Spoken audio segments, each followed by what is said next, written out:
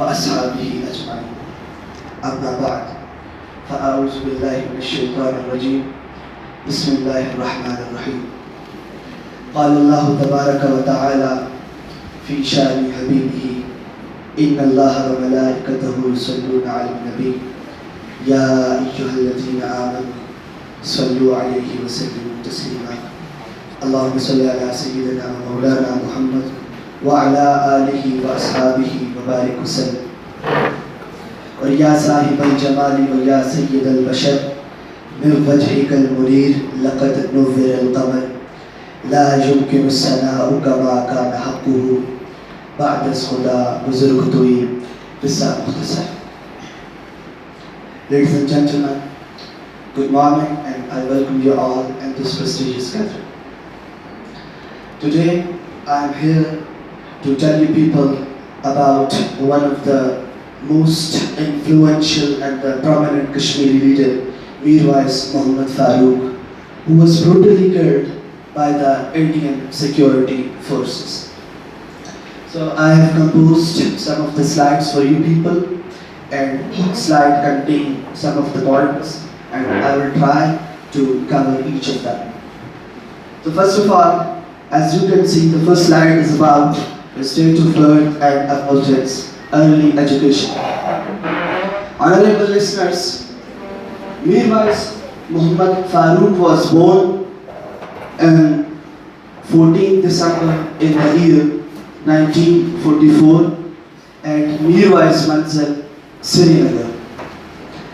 This was the same time when Kashmir freedom movement got the momentum, because the people of Kashmir, they all were in a revolt against the Maharaja government.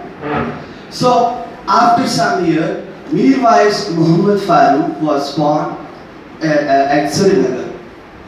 So at that time, after a few years, his uncle, he was also one of the most influential and the leading figure in the history of Kashmir, Mirwaize Muhammad Yusuf Shah. He migrated to Muzaffarabad, Azad Kashmir. After his migration, his family, Mirwaize family, faced a lot of hardships and difficulties, because when he migrated there, so the Indian forces tortured them a lot. So this had a great and a deep impact on the personality of Mirwaize Muhammad Farooq as a child, because he simply observed that how his family had to suffer when the Indian forces, when they stood up against the Indian forces and they fought for the right of their fellow Kashmiri people. So Mirwaize Muhammad Farooq, he studied at Islamic Oriental College, and then he went on to study theology, Islam and Arabic, grammar and literature. Throughout his career, he was a remarkable and an extraordinary student. He always obtained extraordinary percentages in his exams. So after some time, he also studied English literature and language. So now I'm going to tell you people about one of the most defining moments in his life. This was the time when Mirwaize Muhammad Farooq was only 18 years old.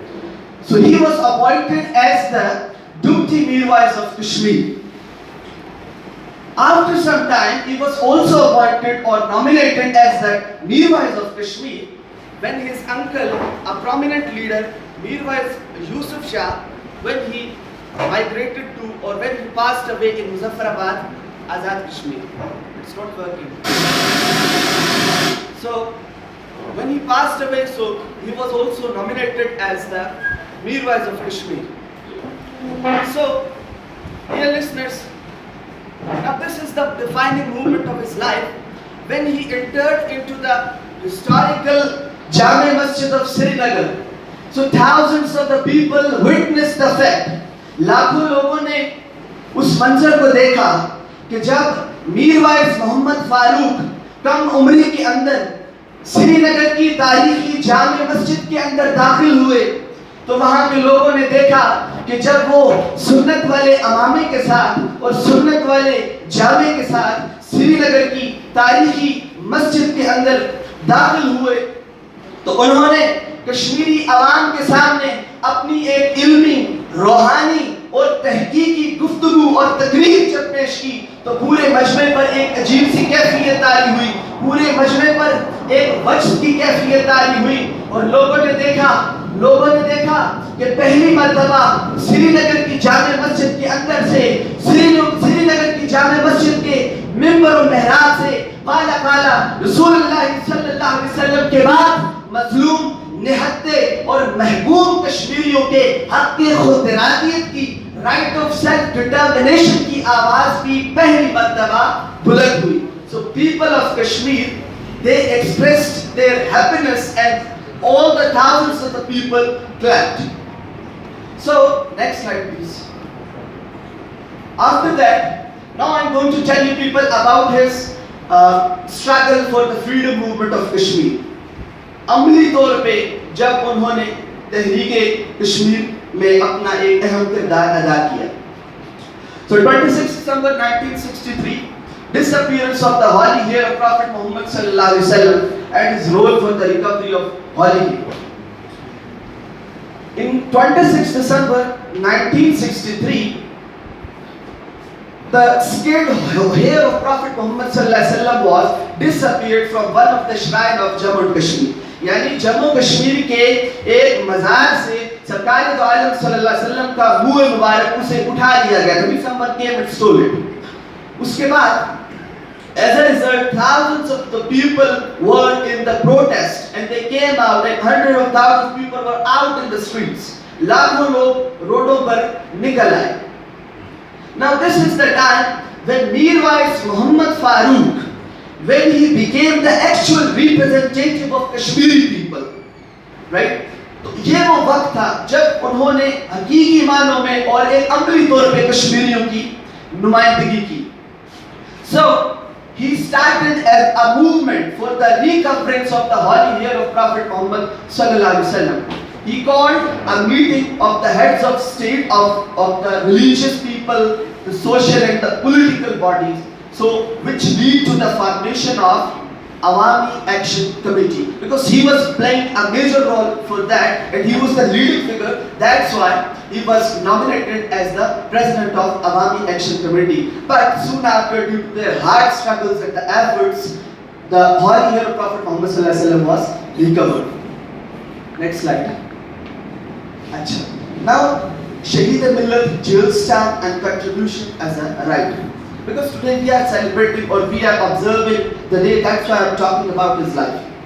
So, Idaya Tasnifo Ta'aleef in 1948 and the books which were written by him. So, as the war between Pakistan and India broke in 1965, so the Indian forces came and they deliberately arrested Mirwaize Muhammad Farooq, and without any trial, he was put behind the bars for 2 years, 2 months and 10 days. And the Indian security forces tortured him a lot, which resulted in harming of his vision permanently.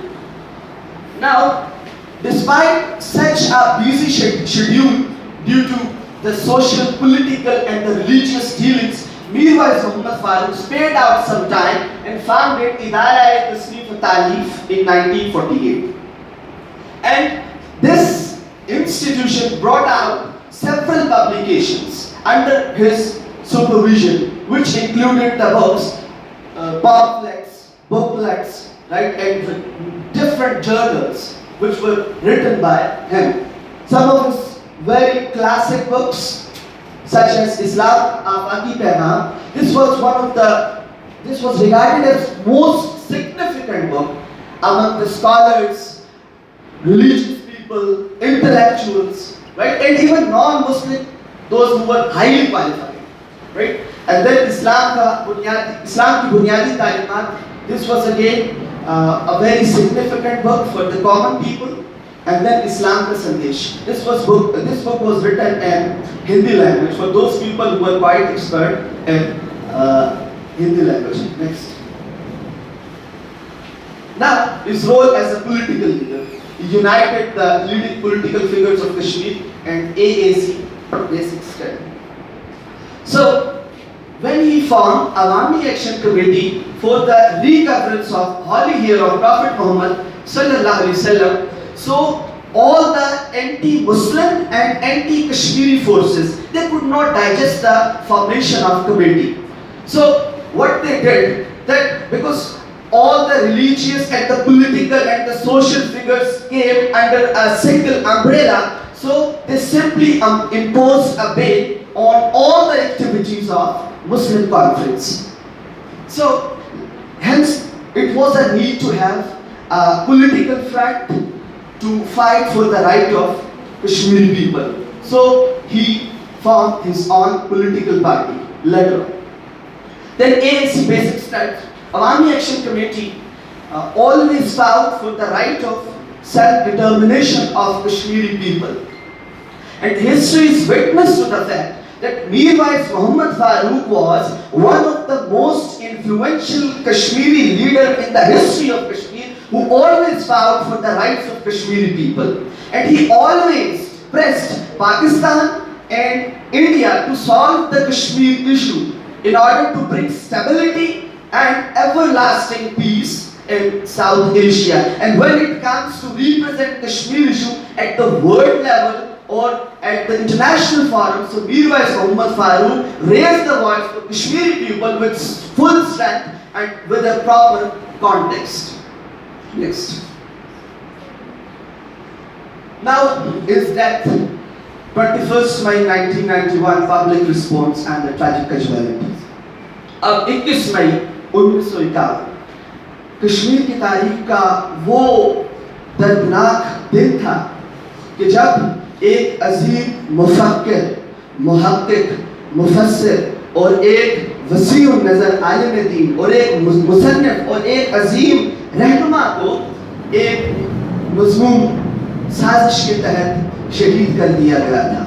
और इस तरह कश्मीर की सियासत का एक अहम बाब नामुकम्मल होते हुए भी मुकम्मल हो गया। और इसके अलावा एक और अफसरदा वाक़या ये था, एक अलमनाक वाक़या ये था कि जब उस अजीम रहनुमा को मेडिकल इंस्टीट्यूट से मीरवाइज़ मंजिल जब उनकी जिस्म खाकी को लाया जा रहा था, तो फिर वहाँ की भारतीय सिक्योरिटी फोर्सेस ने, उन दहशतगर्दों ने, उन एक्सट्रीमिस्ट ने, उन्होंने उस मजमे पर, लाखों के मातमी मजमे पर अंधाधुंध फायरिंग की, रियासती दहशतगर्दी की, जिसके नतीजे में approximately 70 people were killed at the spot. 70 के करीब अफराद मौके पर उन्होंने जान शहादत नोश किया और सैकड़ों अफराद को हमेशा के लिए नाकारा बना दिया गया। सामने किराम, ये वो निस्बत थी कि जिसकी वजह से आज हम यहाँ पर कश्मीर से मीलों दूर इकट्ठे हुए हैं और उस वाक़ये की याद में यहाँ बैठे। तो सामने किराम, इसके अलावा ये तो स्लाइड्स थी, स्लाइड्स बंदे को बड़ा पाबंद करके रखती है। मैंने अमीर साहब से रिक्वेस्ट की थी, लेकिन we compose it just to make the gathering more effective. तो बात ये है कि आप सब तालिब इल्म बैठे, आप सब ने मुताला किया है, पढ़ा है कि जब आप किताबें उठा के देखें, इंटरनेट पे सर्च करें, गूगल पे देखें जाकर, आज भी आप ह्यूमन राइट्स लॉ पढ़ें, 30 आर्टिकल्स पास हुए, ठीक है। Human rights law basically lays down the obligations of government to act in a certain way in order to promote and to protect the human rights. सिर्फ इंसान की इज्जत के लिए, उसके तकद्दुस का ख्याल रखने के लिए ह्यूमन राइट्स के 30 आर्टिकल्स पास हुए। And human right, it was a milestone document in the history of human being, which was drafted by the representative from different legal and cultural backgrounds of the world, right? तो ये उनकी तरफ से बनाया गया था और इतनी मेहनत के बाद तो इसका आखिर फायदा क्या हुआ, ये कहाँ इम्प्लीमेंट होता है? इसके अलावा आप इसको छोड़ दें, इंटरनेशनल ह्यूमैनिटेरियन लॉ को उठा के देखें जो सिर्फ जंग के अंदर इम्प्लीमेंट होता है, उसके आप एसेंशियल्स को उठा के देखें, उसके अंदर भी लिखा हुआ है कि the parties to a conflict must at all distinguish between the civilians and the combatants.